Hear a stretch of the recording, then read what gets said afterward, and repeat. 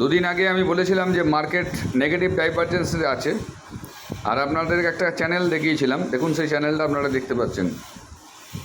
সেই চ্যানেলের যখন মিডিল যে বোন অর্থাৎ এই জায়গাটা দেখতে পাচ্ছেন যে ব্লু ডটেড লাইন, এই জায়গাটার ওপরে সেদিন মার্কেট ছিল।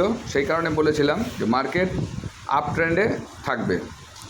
তো যেহেতু আমার যে ব্ল্যাক লাইন, এই ব্ল্যাক লাইন ভেঙে দেখুন দুদিন ধরে খেলছে তার নিচে মার্কেট।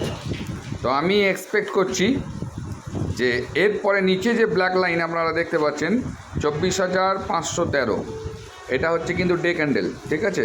এই মুহূর্তে আপনার দেখাচ্ছে। তো আমি এক্সপেক্ট করছি 24,513 ও টাচ করতে আসবে, সে একদিন হোক বা দুদিন হোক। এখানে টাচ করার পর চিন্তাভাবনা হবে আবার মার্কেটটা কোন দিকে যাবে।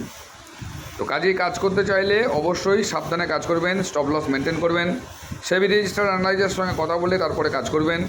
আমি শুধু এডুকেশনালের জন্য আমার যেটা মনে হচ্ছে আপনাদের সঙ্গে শেয়ার করছি। তো যদি বুঝতে পারেন অবশ্যই লাইক সাবস্ক্রাইব করুন এবং কমেন্টে জানান যে আপনারা কীরকম লাগছে চ্যানেলটা। ধন্যবাদ।